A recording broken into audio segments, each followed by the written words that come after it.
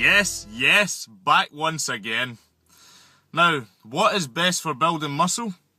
What's best for getting big? What's best for putting on size? However you want to put it, the best thing for building muscle, is it any fancy machines? Is it any of these vibration machines that you may see that NASA scientists really do use? No. The best thing that you can use for building muscles is barbells, dumbbells, and plates.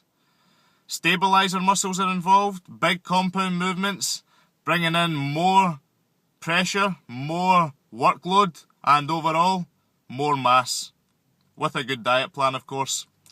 But the main thing that you can do is, without focusing on things, getting things too overcomplicated, the main thing that you can really do is lift to failure.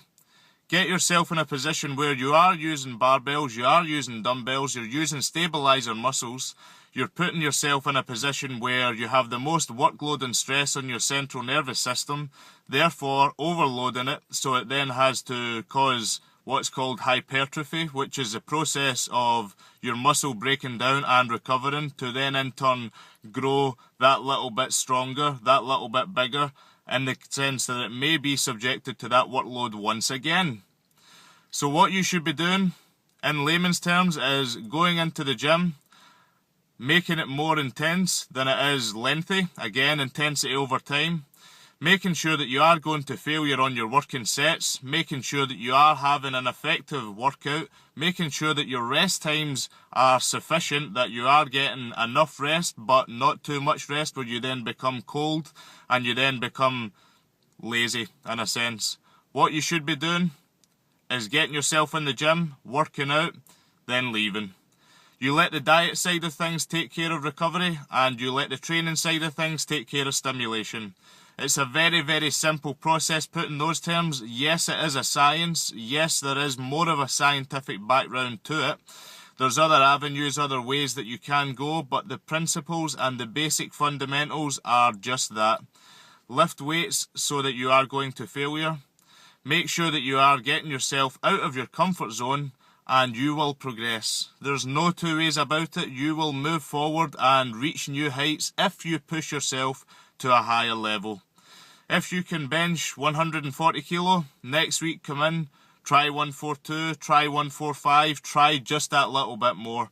If you're exceeding what you were doing the previous week before, the previous time you were in, then you know that you are moving forward. These are small steps, small little steps, piece by piece, but like they say, Rome was not built in a day, and it's the exact same thing when it comes to building muscle. When it comes to building muscle, think of it as more of a marathon and far less of a sprint. Over time, you'll also gain muscle maturity, which gives your muscle a thicker, more denser look. This is another thing that's a plus to experience and time in lifting weights. This is something that can't be given to you, it's something that's earned. Something that's earned through years and years and years of training. But gratification-wise, you will be stronger, you will be far bigger, and you've been following basic principles.